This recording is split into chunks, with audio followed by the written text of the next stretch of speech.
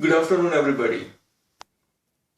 Let me introduce to you a guy who never owned the running shoes. A guy who never challenged his body to push itself to the limits. A guy who never knew what running was. He's a half marathon runner now. A feat achieved on November 17th of 2013 by running Philadelphia Half Marathon. Fellow Toastmasters and welcome guest. I'm talking about myself.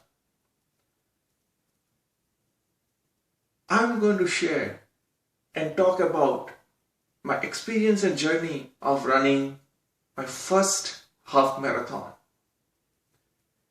It was an overwhelming experience as I crossed the finish line. I just ran 13.1 miles, but I was still feeling energetic and excited. That feeling which I will never forget and will never get over it. And only runner knows what I mean by it. The journey started on December 25th, 2012, when I decided to leave behind my big couch potato body and do something about my mind, body and myself and make a difference to it. I started by getting $100 Nike running shoes, which is the only wise investment needed as advised by my good friend. I started running by taking baby steps. Every day, 6 a.m. sharp, I used to get up, get dressed, put on the headphones for music and start running. Of course, small distances for initially. After I came to know about 5K 101 training program based on podcasts, there was no stopping thereafter. A 12-week program for which I will be grateful for is something which I will never forget and will stay with me for life. I did my first 5K on April 7th of 2013. With the fire of running still burning and excitement at full throttle, I decided to run half marathon and registered on April 22nd to run the Philly half on November 17th.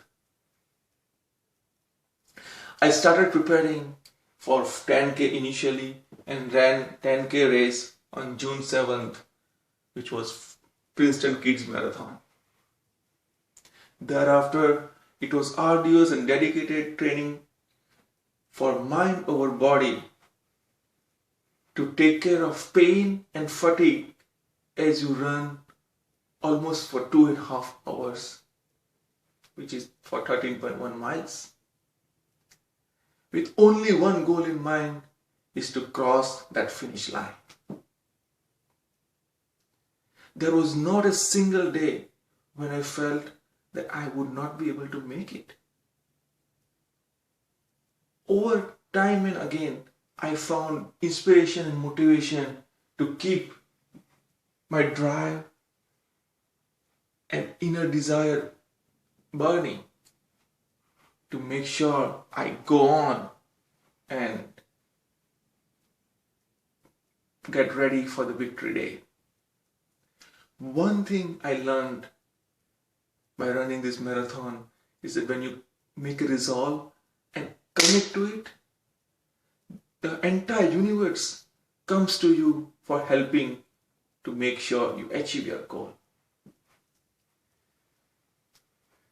That day came, it was right here. The atmosphere was phenomenal with 30,000 people running on the streets of Philadelphia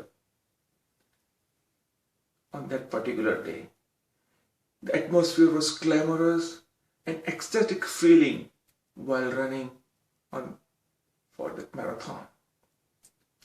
While I completed 10-mile mark, for me, the world came to a stop, stand still. And it was like it was me and myself just running. The feeling was overwhelming, and it felt that I am what I was supposed to be, and I have everything in myself for what I want to become. This feeling is something so precious, so powerful, and that is why I believe a runner is always a runner. There was excruciating pain that started by the time I was halfway through. But with goal and focus to finish and control of mind and over body, I finished my first half marathon in a stride.